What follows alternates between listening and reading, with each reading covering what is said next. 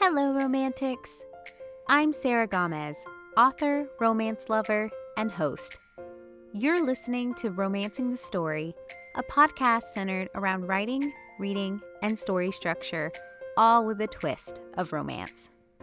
We're at episode 66, and on today's episode, I speak with Lark Green, Lucy Limon, and Catrina Bell about borrowing world building, collaborating characters, and making a series between multiple authors feel seamless. They released their collaborative cozy monster romance series, Horned Up for the Holidays, in December. The series takes place over Christmas as well as New Year's and another uniquely created holiday within the monster human world.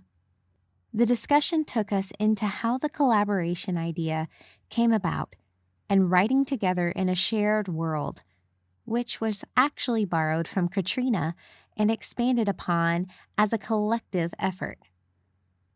We also break down their process of problem solving and how communication worked alongside the writing. Each author discussed growing and being creatively pushed from the experience, and the ladies attributed success to leveraging each of their author strengths to make a hot and cozy series. Definitely the ladies you'd want to be in your writing group project. Links to connect with Lark, Lucy, or Catrina, and find their series, as well as other media mentioned, will be listed in the episode description.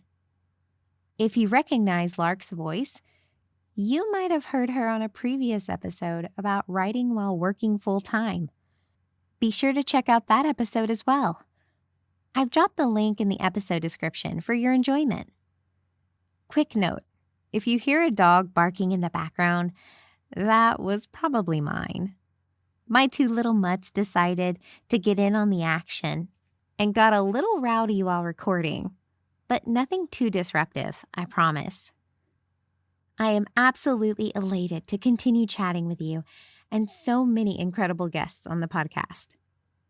I just want to say thank you so much for joining me as I ramble and just being a part of the podcast. With that said, let's jump right in. Welcome, romance authors Lark Green, Lucy Limon, and Catrina Bell. Yay! So I know that there's like 4 of us total on the podcast today. So in case listeners don't know, can you tell them a little bit about yourself and your writing? And Lark, we'll start with you since listeners might be most familiar with you. Yeah, awesome. Thanks for having me back and for having my friends on here. So my name is Lark Green. I work as a nurse during the day, and to just cope with life and everything, I write and read monster romance at night. Well, I guess I have 2 books out now. I'm just used to saying I have 1 book out. I have 1 book, The Orc Boss, a Monster Mafia, and I have Holly's and Jolly Christmas, which is the series I wrote with my friends. Hi, my name is Lucy Limon. I've been writing for about 10 years as a hobby as well. Never published anything, but I had been in a number of writing groups, including the one where I met Catrina and Lark. And in December, we released our series, the Winter Bliss Horned Up for the Holiday series, and that was my debut. So yeah, I was really excited. I've never done this before, and it went so well. We were really excited. Hi, my name is Catrina Bell. I also have 2 books out now, which sounds crazy. 2023 was my first year publishing, but like Lucy, I had been writing for many years. I think about maybe not many years, 6 years. I started writing 6 years ago for fun during a NaNoWriMo and meeting indie authors in my community in Austin. And then I started hosting like a write-in in Austin and at a local coffee shop. And that's where I met Lucy a few years ago. Then during the pandemic, I kind of was tired of the writing I had been doing and I wanted to get out to readers. So I started writing fanfic, and that's where I met Lark. I just pick up friends everywhere I go. And then I actually looked at my email, and it was almost 2 years ago, early February 2 years ago is when I connected the two of them on email and said, hey, we're all writing. I noticed that we were all writing on a cadence of about one chapter every couple of weeks, and we each needed readers to help us edit as we go. And so I thought we could be our own, alpha reader critique group. So I sort of created our little group about 2 years ago. So that's kind of like my writing journey has been all over the map, but it's mostly marked by all the friends that I've made along the way. Hey, I think that's what makes authors successful, is that kind of like the friends you surround yourself with. And that always helps me push me as well. So I am fully on board. And I love that you ladies all kind of like collectively came together, right, to make this really nice group. And you kind of have this nice, like really cool series now to show for it. As you ladies were kind of saying, you just released Horned Up for the Holiday series in December. Congrats. That's amazing. The series is a monster romance that follows 3 human demon couples within the same small town during the holidays. Each novella can be read as a standalone, but it is best enjoyed together. And each writer took a different novella.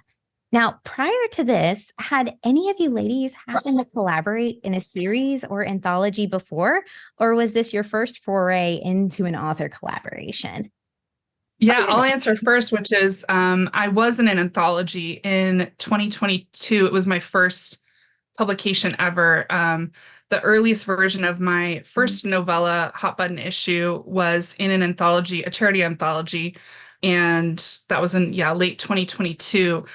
And so that was just such an amazing experience, being able to see really seasoned and professional indie romance authors put together this massive collaboration. It was, they share so freely of their knowledge and the tactics they use, marketing, the way that they organize themselves, the way that they write. It was just an amazing learning experience, besides just the writing, getting to see the business from people who really knew what they were doing.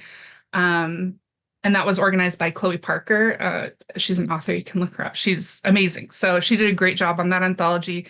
And it was such a great experience that I thought to myself, one day I'd love to do something like that, an anthology or collaboration, or just be a part of an anthology, even if I wasn't an organizer. So I had a really wonderful experience on that anthology. And then I guess I would say that like our critique group, which started also in 2022 earlier, is a kind of collaboration. We didn't write in each other's worlds when we first started working together, but we edited together and we learn a lot from each other. So it seemed natural, actually, that Lark came up with this idea later to do the Horned Up series. To answer the question, it's the first time I've been collaborating with people, but honestly, we've been working so long together, it didn't feel like our first collaboration. Right. And I know, Lucy, you had mentioned this was kind of your first published piece, right? Right. Okay. So this is my first published piece, but right as we were wrapping up the Horned Up for the Holidays promotions on for right before Christmas, Catrina did throw out another anthology. And since I've never been a part of one, I did sign up. So we will be going into a new anthology releasing in February on the 14th for Valentine's. Hey, perfect. So whether you're in the mood for like a little bit of winter bliss, like you were saying, or some Valentine's, sounds like you ladies have it all under control for the audience.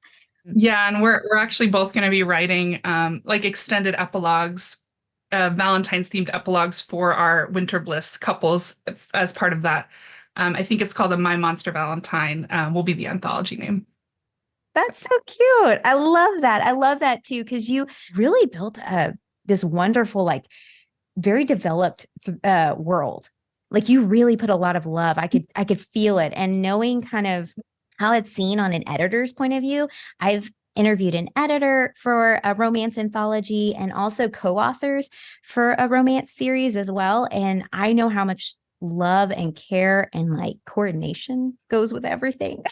So like just the breadth that you and detail you put into all of every little piece of this, I can feel that. And I was really impressed. It's no easy feat to kind of figure out all the coordination. And I think Lark mentioned you're in 3 different time zones. Is that right? Or just 2. I'm just in a 2 time zone than them. Yeah. Okay. Hey, that already adds another layer, right? Yeah. Of just coordinating. I know. Exactly. So like it's You may be in different areas. It's all like maybe a different time zone. So, and then trying to wrangle this a monster romance kind of series. So, how did the idea for the series and having each author take a different book come about? Yeah, so I'll start with this question. I'd like to say it was my own original idea, but there's no original idea. Well, I guess to start off, so Catrina had started doing anthologies and stuff, and she'd always kind of let us know about like different ones going on.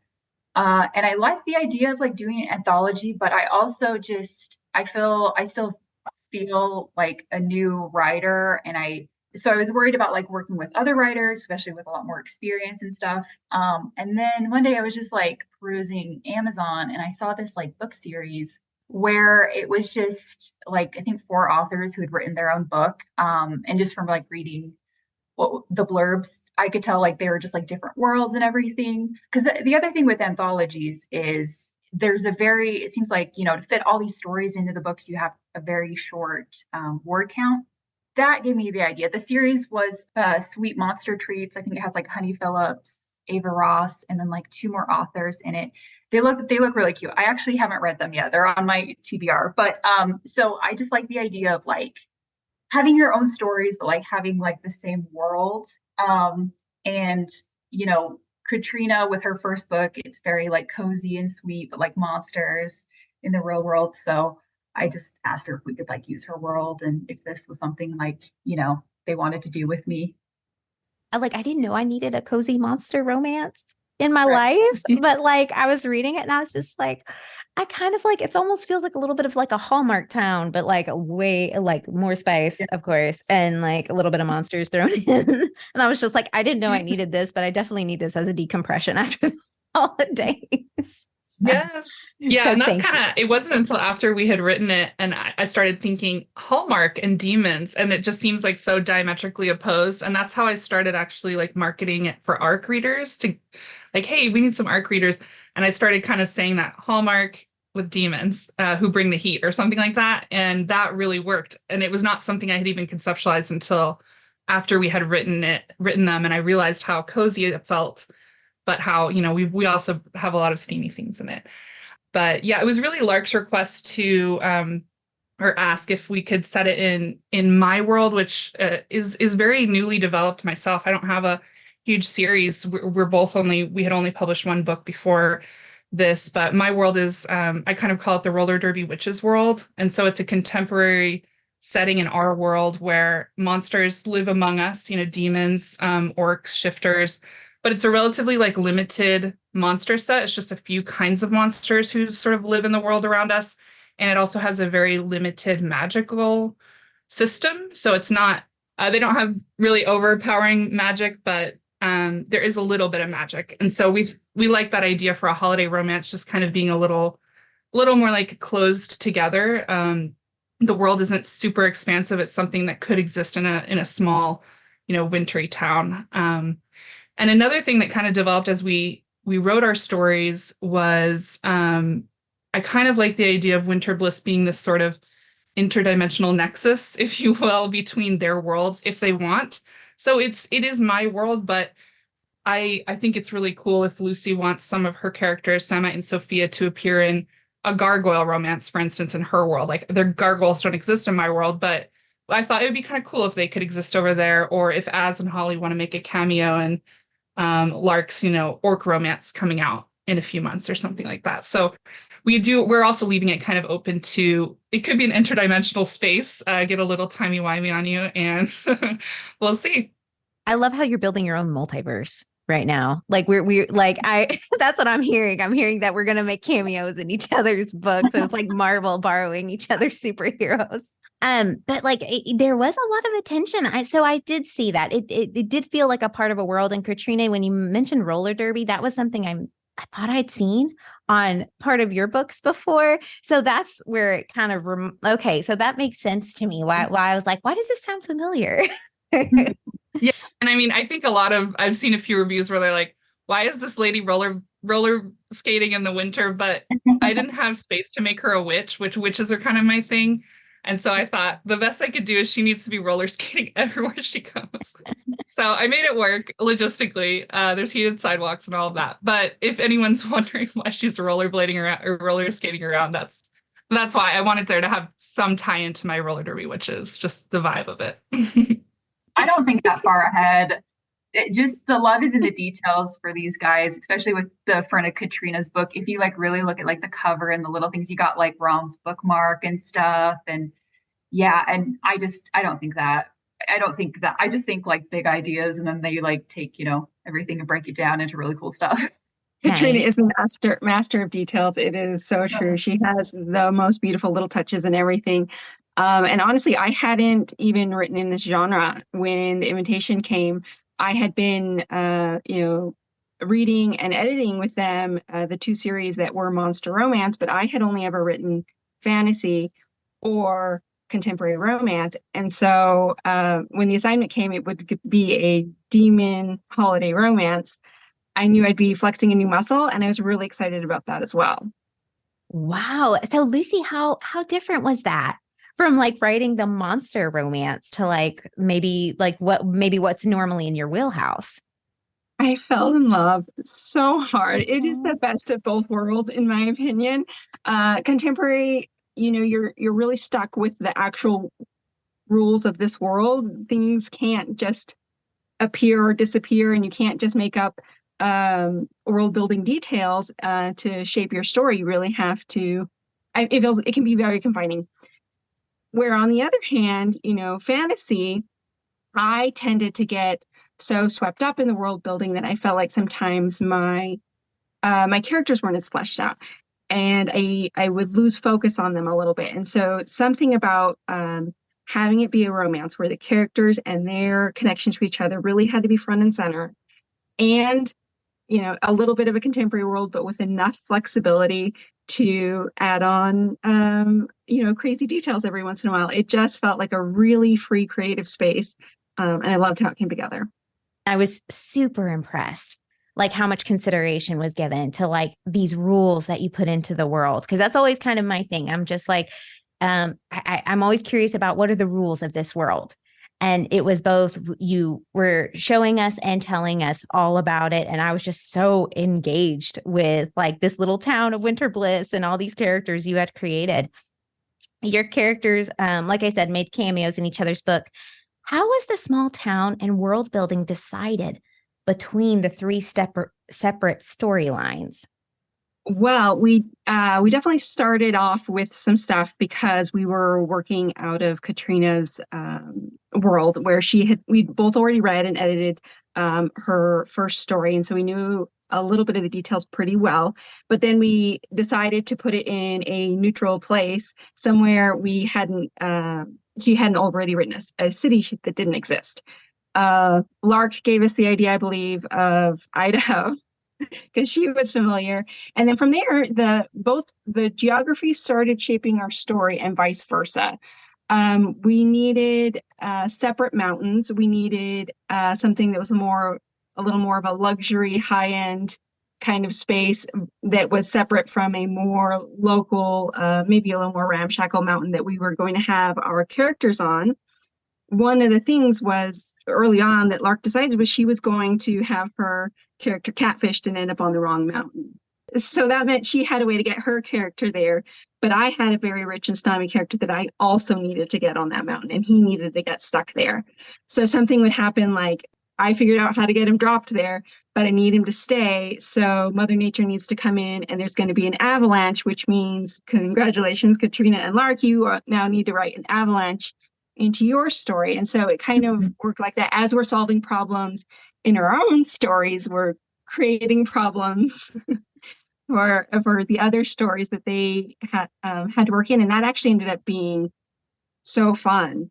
I don't know if you've ever done any of like an art challenge where they start you with a squiggle or give you a problem and you have to kind of work it into what you're doing. I found that mentally very exciting. And I think it made for some really creative outcomes. I love that you were solving problems and like also incorporating as part of your storyline, because it did all seem to work seamlessly together. I was really surprised because they did feel like they were all part of the same world. Yeah, and because we swap critiques, and every 2 weeks we would have video chats, and we would constantly be saying, the next chapter's up. There was just so much, very much on the same timeline. I mean, Lucy was a little bit ahead of us. She was really like the trailblazer in a way. She wrote the snowcat scene first, which is where some of the characters get rescued. And then she was a big like guiding light in this whole like fire magic festival, which a lot of things changed a lot. So the town name actually changed once. The road names and different place names changed a few times, but the thing that changed the most was the Fire Magic Festival. I mean, we've probably changed the name and changed the details of what that Fire Magic New Year's Eve festival would be half a dozen times. And it was constantly like, this will work better for me if we do this. Can we please do this? Let's change the name to this instead. But it is getting into the details is important because one minor change ripples into her book, or the other, anyone else's book. And so we do have to constantly be checking in on it. But being critique partners, that made it so natural because they're already going to read it anyway. And a few things, like one thing of mine changed even after the beta readers. There were a couple changes I had to make after beta readers because like people who will read it will know this. There's a side character, Chad. One of the beta readers had such a negative reaction to Chad because she just really hated him so strongly that me and Lucy went apart, and we went back through all the stuff in my book, and she helped me like write it out to make it a little more logical. Some of the snowcat scene stuff, that was kind of something she had thought up, and then she kind of like made it consistent with the other books as well. But having all of our Google Docs open to each other and just being strong critique partners helps a lot with that. And I also added her character Samite into my chapter 2 at kind of the nth hour. And I had her go back and read it, and she helped me with the dialogue there. So it really is just tight communication. And the Google Docs, we had a Google Doc on world building because it was my world. I kind of outlined in my mind, what demon world building aspects there were, which weren't really fleshed out because my first book, he was a shifter, and there weren't, my demon Rom was in that book, but for a very flash second, just a scene, a very short scene. So demons had a lot that they could do. I wrote out what I thought they would do, but the other two really helped build in a lot more of the background to what demon capabilities there could be, like their fire magic particularly. And then I started building out more mythology. So some of the mythology in Beastly and Bookish, my book, is something that I created during this book. I didn't really know it before. So, well, and that's what I was kind of curious about is that if you had a book Bible of some sort, and it sounded like you kind of did, like in the Google Docs, as far as like, because it did feel like you said, the New Year's Eve festival, that was part of like the fire festival kind of, and that there were some rules as far as like being a demon and what they could and couldn't do, and what those what bargaining kind of looks like, and how they bargained and things like that. So there were established rules in the world. And as I was reading throughout the series, I was like, these are consistent throughout. I mean, even I have a hard time keeping track of what I wrote previously, I'll be honest. So like, I was like super impressed the way that you ladies all coordinated it so well. So you did keep it all in a Google Doc, and it was just like a living, breathing document. Yeah, a world building document. I'm looking at it now. It's actually 11 pages now, but I think it first started out as just 2 or 3 pages. It was, the top is kind of like plot tie-ins. So the timeline and specifically where the characters meet. We had the timeline checklist of like which day each of the books start and where they connect. We had a bunch of the locations written out, and Lucy had drawn up like a map before we got our map made that's in the book. She had drawn up a map of some of the locations. We had a whole lot about that festival because that changed as we went. And then I did a whole page on mythology of Mother Darkness and the Pantheon. That was kind of my thing. And so they thankfully, kept me on track, not going too out in the wild about that because I was really into the mythology stuff. Yeah, it's 11 pages long, and there's quite a lot in there. So if anyone made a change, like say, Lark said she wanted to update a piece, like saying like, okay, my characters are going to be at this fire festival and he's going to be throwing jars of money, into this fire. Like, is that something that would be updated? Like Lark could update and she would tell you ladies about, or is that something you just like check every day and just know? Well, it was nice because they had their chapters out before mine, so I could just read theirs and be like, okay, I got to make sure I do this, this, and this. Oh. I think if there were, I know with them, they were kind of talking more actively, like, hey, I was thinking about for this scene, my character does this. Are you okay if your character does this? I think there was a lot of like courtesy where we were like checking in with each other. We have like our own personal Discord. So like if someone was actively like editing a scene or working on a scene, they're like, hey, Katrina, thinking about Noelle, like saying this, is that cool? And then Catrina would like go in later and be like, oh, well, actually, it's more fitting for her character to do this, this, and this. So I guess it was kind of like a living, breathing document, even while we're working on our chapters. Yeah. And then because again, critique partners, we would then hand off the chapters. And so say, Lark's goes up last.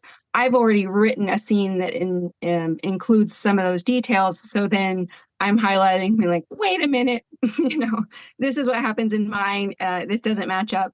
But that led to some really funny outcomes as well. So Catrina already mentioned Chad, a very minor helper character I had written in my first draft. He had very little to do except for give them information about when that snowcat would be coming. But by the time I read Catrina's version of it, he has become Noelle's ex, and he changes from a human to a demon to a human. So we have to start cleaning up some of those details, and I'm cackling because all of a sudden Chad is someone I hadn't originally imagined, but now he has this life, and on that call we're like, okay, Lark, he has to be in your book too. This is one of those moments. He's going to be in everybody's book. And we had a few of those where we decided, I think, we were already thinking horns and horned up for the holidays, but there's a scene in mine where the demon horns really come into play in one of the spicy scenes. When I read Lark's and she had done something very similar, then the assignment went to Catrina. We have to have this in all three books. And so we did have those moments that I think helped it feel more cohesive too, because we decided all of us were going to do something in the same vein. It was like hey, I want to do that. You got to do that in your book too. Like the hot spring. Yeah, it's cool because it's like, sometimes you hear horror stories of, oh, this person stole my idea of whatever. Whereas we're writing 3 series that are snowed in, forced proximity, demon human in the same city with similar phrases. Like what Lucy was mentioning is we all use the phrase, which I don't know if any readers even caught, hold on tight, quote unquote. We each use that in a spicy scene. But we do it in a friendly way because each of our stories is completely unique. You can share the same tropes and themes. You can share so much of the same thing and have completely different stories. And I think that's a cool thing, hopefully, that we can show people is that it's very hard to steal someone's idea if it's just an idea, because you really make your own idea your own when you write the book. Oh, absolutely. Because that was something I did notice, like reading throughout the series, was that there were similar elements, but you ladies each put your own different spin on it. So like they were 3 unique stories, basically, even though they had the same type of tropes and or themes, like you were saying, Catrina. And did you ladies actually, when you were going into it, look into like having certain tropes, like either sharing them or taking them on? So like like I said, I'm a newbie writer still. When I usually start a book, I like to think about the characters first. Like, what is it that they want in the story? What's actually, the character flaw that they're missing to make them a complete person?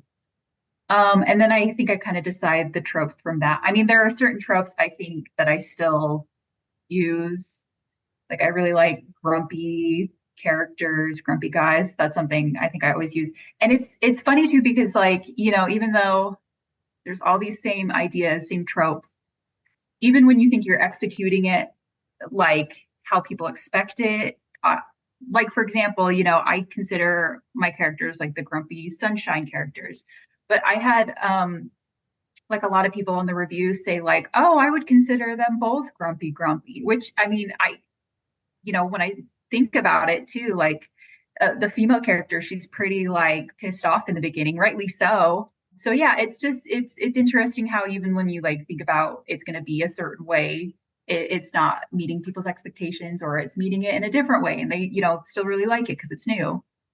I'm just going to throw this out too, Lark. Something that actually struck me that I didn't necessarily see called out as a trope, but I was just like, he's a mountain man. Yeah. Technically. But I was just like, yeah, listen, I'm always down for a mountain man. So. Yeah, especially when they have horns. Mountain demon. Yeah, exactly. So is that like a collective effort? You were like, okay, we're all going to do snowed in trope. Let's take our own spin on it. Yeah. And I love me a good snowed in trope. I will read that all day, every day. So the fact that you all like did a little differently on it was, like you said, kind of Catrina, it isn't so much the trope, it's how you're utilizing it, right? We all have our unique voices. And so like we can share the tropes. We can all play with them. Yeah. And my character existed before as a figment of my imagination, but in a small scene in my first book. And so I knew that he was a demon who owned a coffee shop and loved books. That was all I knew about him. But writing the story, I didn't really know him that well. And then when I started writing it is when as I started writing, I thought, oh, this feels the first chapter, actually the second chapter started feeling very Beauty and the Beast, like Noelle being a small town girl, this beautiful like librarian who is running around town and she knows everyone. And I knew who she was. I wanted her to be very bubbly and extroverted, but scatterbrained. And so as she was doing that, I was getting very much like a Belle vibe and so I started writing in some little bits of that. And then I thought, let me just make him more of a beast. And so I went back and I made him having scars being like a very big part of his insecurity. So that was all built within the first couple chapters, but really by writing. So I'm kind of a plantser in that way. But I think leaning into the Beauty and the Beast was helpful for me because it's a trope I love. It's one that I always seek out. And I knew once we got to the marketing part, I was like, I'm going to push this Beauty and the Beast stuff. And also that he's a male bookstagrammer, basically, bookish person. I thought that would be kind of fun because he's very cinnamon roll type, very sweet person. So those were the tropes I really leaned into the most, I think. Yeah, whereas I think, so we all got the same assignment. I think we all still looked at it a little differently when we were going to do snowed in forced proximity. I started really kind of, and demon, I really kind of hyper-focused on that. So my story starts on the mountain, focuses on the mountain, and it really wasn't until I'd read several of Catrina's chapters that the town really even appeared in my head. It was just so far removed. I was like, this is forced proximity. They are in there. There's no escape, guys. You have to get together. And so yeah, I think we all still approached those tropes or those limitations or I guess concepts a little bit differently. And for me, because again, I hadn't written in this genre, I was just so excited to like kind of flesh out a demon character. I'm like, what would they like? What would they do? What makes it really exciting that they're a demon, and what would they specifically have that human would be very attracted to? And so that's how I end up with my pyrophiliac female chef who loves to cook with open flame, is because I felt like that was a very natural connection then to a character that where flame and fire is also very important. Yeah, it was very interesting to kind of read the series from different perspectives, like kind of similar tropes across, like you were saying, but like each had a different take.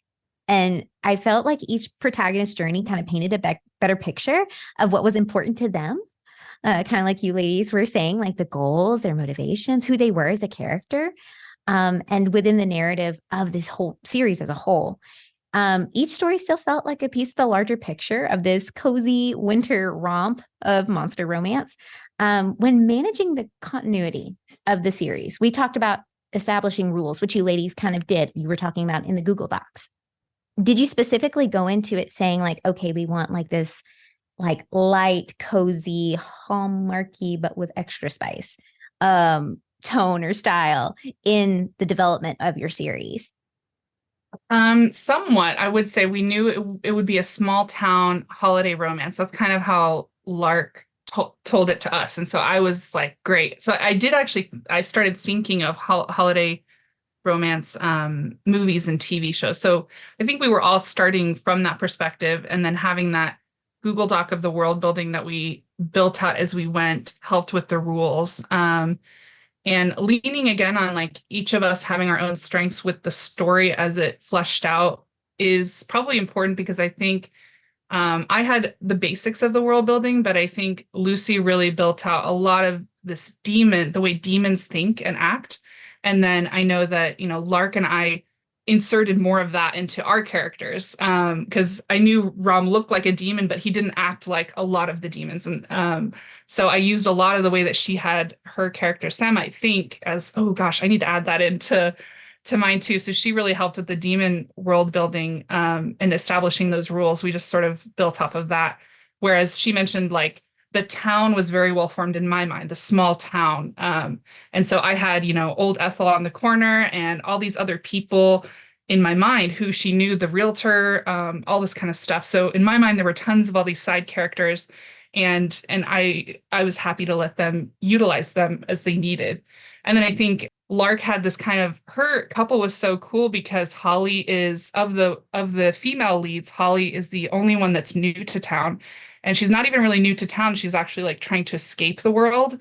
And so is Az. And so they have that really like forced proximity in a cabin, two people trying to escape the world. And I think that was really nice because it was a very emotional story too. So each of us having our own unique tone and style and voice was great, but we did work together to stay within those rules of what a demon is. Really, a lot of it was focusing on how demons work, how their brains work, like instincts that might fire off in them at different points. So that was really the only thing we tried to keep as consistent as possible, because it's the fantasy aspect that needed to be well thought out. I do think one other area where we did a little bit of calibrating, if you've read Orc Boss, Lark definitely has an ability to go, I think, darker maybe than either of us do. And so we did a little bit of a cozy romance, because there was some great stuff in there. But to manage the tone, we didn't try and copy each other's tone. We allowed for a difference of tone. Az and Holly are definitely different than Rom and Noelle, different than Samite and Sophia. That's fine. And each can have their own little take. But just a kind of larger outer boundary of the general holiday romance, I think we pushed each other a little bit back into that if needed. Yeah, especially with like my story. It's so funny because I came to them and I was like, I want us to write a cozy holiday romance, no angst, no issue. And then seriously, as I was working on my chapters, I was like, you guys, I cannot basically write in all these problems for these characters and everything. And I guess, with this experience, I've learned that I really do like to, integrate the tone of like mental health into my characters and everything and into the story. So it was nice because with Catrina and Lucy, they helped me come up with ideas, because it was a lot more serious in the beginning, and they were able to help me kind of like pull it back and still make it keep that mental health theme with like my characters, but still make it a cozy romance. And that's kind of where I was kind of going for, because I know, Lark, you kind of put, I think in the beginning of yours, it has like very slight angst, but like in the very beginning, and I was just like, ooh, because I remember reading the Orc Boss and being like, I know you have the talent to go darker if we need to go darker. So, but I do love that all of you ladies actually pulled together and utilized your strengths to kind of help coordinate and make this world as best as it could be, and as well established and feeling as lived in as it really does with all the characters. So, as authors, we know the characters or even plots can have a mind of their own. We start writing a story and it takes a different direction than intended. I think, Lark, you were talking about that. Try to be light and cozy, but then you're just like, well, a little angst never hurt nobody, right? just light, right? Still Hallmark vibes. But it can work out for the better in the story. Did any of your stories ever change from the original plan? And if so, how is that managed in context with the other stories? Yeah, I mean, mine was the ending. So the ending for me wasn't super clear at all. I'm a bit of a plantser. I know where the emotional ending is, and I knew it was going to be a declaration of love to the other person because they had a very light miscommunication trope, my two, where they thought the other person surely couldn't be interested in them, even though obviously they were. So I knew my climax had to be, they both had to admit their love. Not all happy endings work that way, but these two, it had to be that way because they were childhood sweethearts as well. So the idea was that second chance at first love. And so I wanted the happy ending to be very big. And it ended up, I had a totally different idea. I thought it would be at this silent hour feast, which is a whole nother thing in the world building that we didn't even get to. But as Lucy was writing her book and we were talking more about this fire magic festival and the volcano going off and stuff, and I was just like, that's where it has to happen. Fireworks, volcano, obviously that's the climax for me. And I had already read or seen where they were going with their climaxes, and I knew they weren't even going to utilize the Fire Magic Festival. And so I thought, I have to do it. Like, it just seemed perfect. So that was one of those things where seeing where theirs was going and knowing mine didn't have a discrete end, like I was able to just slot them in this perfect thing that we created, but we didn't really utilize the festival until I realized like my climax needs to happen there. So that was one that was cool. It was cool part of the collaboration, but it was also part of me being a bit of a plantser, where I knew what they needed to do, but I didn't know how to do it until I had finished reading their books. Well, and that's always kind of my curiosity point, because I know sometimes I've talked to several authors who say like sometimes the characters just do their own thing and I have a plot, I have an idea what I want to do, but then it kind of shifts. It kind of evolves as I'm writing. So, but that's really awesome that you ladies have each other to lean on. And it sounds like you were kind of creating that in real time. So it was kind of like ever evolving with all of you on board at the same time, so that if you needed to shift a little bit, everything kind of shifted with it. Yeah. And then we went through kind of that same process again when we gave it out to beta readers. We had an actually huge beta reading group, a team that read through all of them. And we all got feedback on what didn't quite line up for people, and where our individual stories could change. And so for mine, one of the biggest changes, or one of the biggest call outs, was a time jump that I have, the 2 days that kind of disappear and then I go back in time, which wasn't universally well received. So I had to rethink how I was going to do that. And that was one of probably the biggest edits that I had to make, which the time jump remains, but where it breaks and where it comes back changed. And I think it really helped readers to feel like they had resolution on one scene before I started messing with time for them. Yeah, our beta readers were just like absolute lifesavers. I don't think a lot of people would think it's a great idea to have a beta reading team as big as we did, which beta readers, provide constructive feedback. They provide a lot of comments. It's a lot of work to read through it, consider it, all of that. But we actually had 40 people sign up, and then we ended up having around 20 people fully finish. But more than that, had half finished or finished one or something. So it was a huge amount of feedback, but our beta readers really saved our butts. I think in a shared world, it was really good idea to have a bigger beta reader team, because it felt like every reader caught something slightly different, or had a slightly different, like, negative or super positive reaction to something. And so either way, it helps us a lot identify, okay, could we tweak that to tone it down a bit, or could we use that to be a really good, firework moment that we could utilize in marketing later. So definitely shout out to the beta reader team. I think on a shared series, they can be really crucial to a writer. Well, that is an excellent point. I didn't even think of that since there are 3 different authors with this series, and it's such an in-depth collaborative world, you would probably want a bigger beta team to kind of help you kind of catch all those little things, because everyone's going to have a little different interpretation.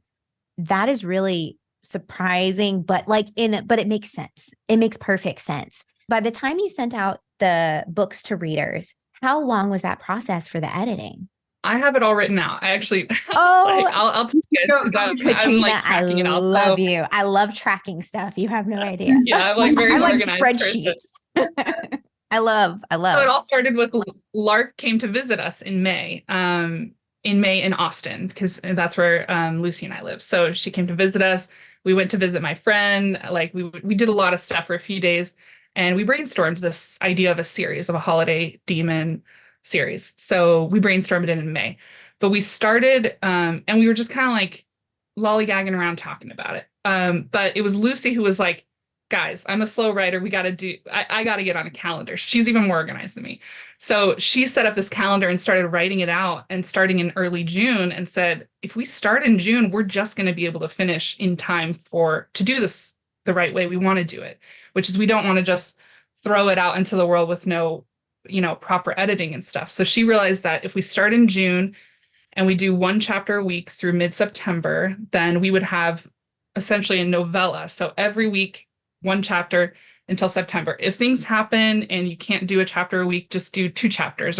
So we really kind of kept up on each other with that, and our regular meetings helped with that. So that was June through mid-September. So what is that? 3.5 months. And my book is, I think, 15 chapters. So that kind of works out about right. Lucy's had an epilogue, so she added that. But basically, that's what it was. 3.5 months, a chapter a week. Pretty much early October is when we sent it to our beta readers, and we gave our beta readers 3 weeks to read it. And I thought foolishly, oh, that means I'm going to have 3 weeks to work on marketing and like do social media. Incorrect. From day one, when you have a team of 40 people, from day one of beta reading through all those 3 weeks, I was editing constantly. I was constantly chatting with them in our Discord. We had a beta reader Discord. It was just a lot of iterative editing through all those 3 weeks. Every time they read, it was super awesome. It was just actually a great experience. And so we gave them 3 weeks, and then we also buffered an extra week at the end to do final cleanup edits.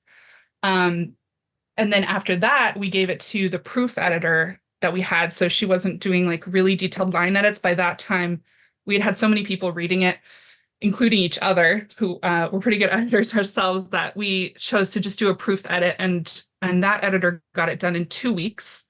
And from there, we gave ARC readers that gave ARC readers, I think, 2.5 weeks until go live date. But we weren't really like strict with ARC readers, so I would say, it sounds like we gave our ARC readers 2 weeks, but really we gave our ARC readers 4 to 6 weeks to whatever. We're kind of just like, get it out in December if you can. So that was the timeline. It was kind of thanks to Lucy realizing, like, guys, we can't just brainstorm anymore. We got to start writing in June. That's when we realized the week by week progression. Yeah, and I think I love their type A brains. Like, they were able just to like take this idea and like break it down into like digestible chunks. And honestly, that's why we got, this project done, and it was so well organized. I mean, can I just mention that the beta team docs were color coded? Like, I could never. There were Excel sheets. Like, it's so great. It's so great. Like, I wish I went to high school and college with them, because we would have gotten A's on all our reports, and I would have just put my name at the top. And I think, and I can see that actually, because it seems so polished. By the time, like when I was reading through it, I was just like, it felt like it, like I said, kind of seamlessly all went together in this same world. I mean, I can't brag about it enough. It was just so well coordinated and well done between all you ladies. So like, I mean, you should definitely like pat yourself on the back. That was it's fabulous. It really is. And something that, so Catrina, I know you mentioned that there was like a chapter or 2 every week. So you ladies, were you writing a chapter and then reading it to each other, or sending it to each other to read every week? Yeah, shared Google Docs. Mm-hmm. Yeah, Okay. So we have a Discord server of just the 3 of us, and the goal was 1 chapter a week, and then we meet via video chat every 2 weeks, so twice a month. We'd meet in a video chat, and so the goal is, by the video chat date, every 2 weeks, read whatever they had done before. So usually for me to keep it fresh in my mind, I would actually kind of wait until the day or 2 before we were going to have a video chat to do my edits, like to read through and fully edit. So it's not like I wasn't editing that whole time. I would edit the 2 days or so before we had our video chat to give them enough time to read it as well and come up with questions. But yeah, that's kind of the idea, is just every 2 weeks we edit whatever the other two had written in the last couple of weeks. And then we come into our video chat fresh with questions. Like I would have questions as a reader.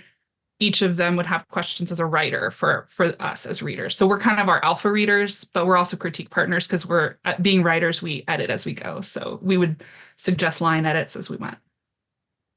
And this is the beauty and importance of why everyone should have critique partners, some kind of writing cohorts.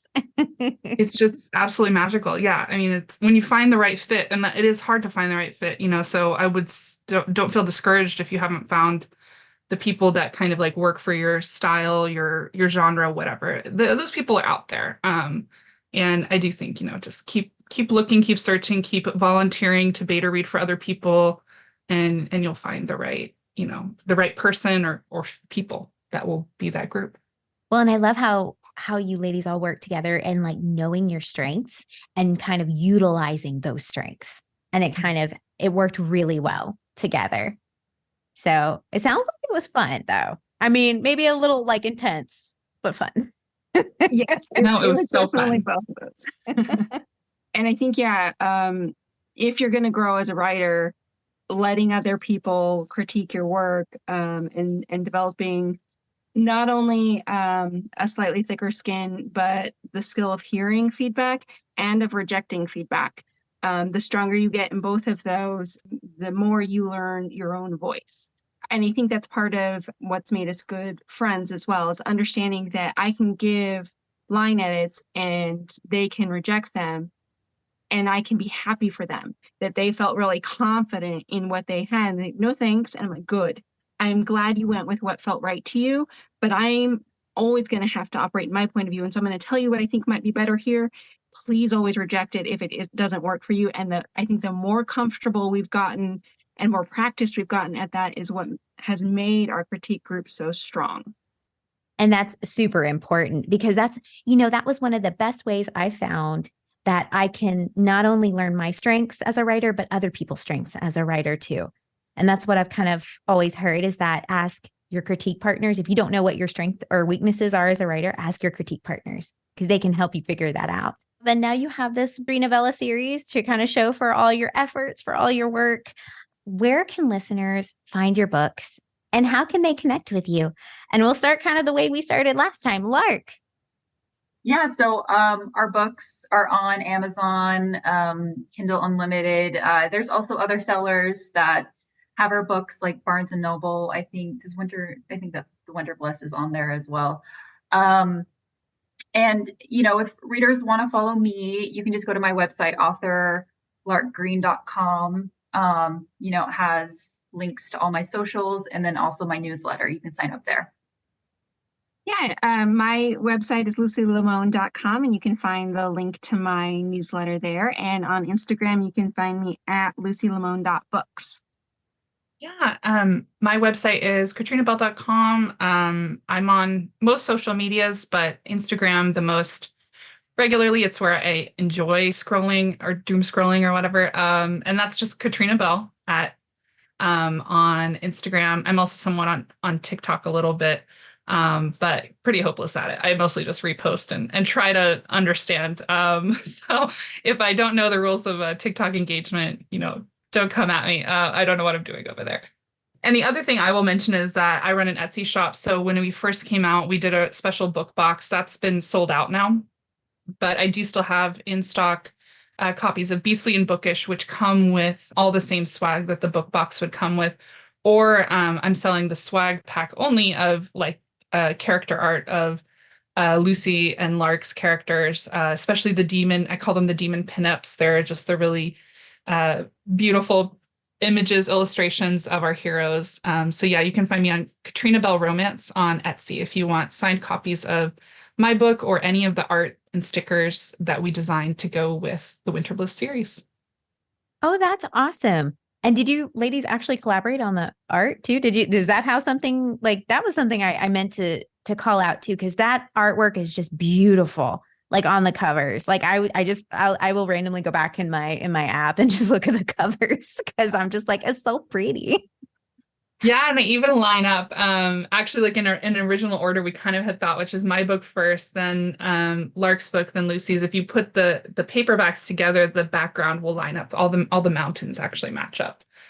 I do not have the paperbacks, but I may have to get them now just to do that because that is. We encourage people to get it. There's also art inside the paperback, so it's not in the ebooks because it makes the file a little bit too large. Well, there's limited art in the ebooks. There's 1 or 2 pieces in each ebook, but in the paperback, like in my paperback, there's 5 full-page black and white art spreads of artists that we commissioned. So definitely encourage people to buy the paperbacks. There's a lot of cool stuff in there. Thanks so much to Lark, Lucy, and Catrina for joining the show. If you like this kind of content, don't forget to subscribe wherever you listen to podcasts. That way, you're the first to hear new episodes when they drop. And if you get a chance, feel free to leave a review. It helps support the show and allows more opportunity to bring in all kinds of fantastic guests. There's also a link to the YouTube channel in the description if you'd like to see the interviews with some of the guests and see them show off their lovely books. As always, stay safe, be well, and keep writing. Bye!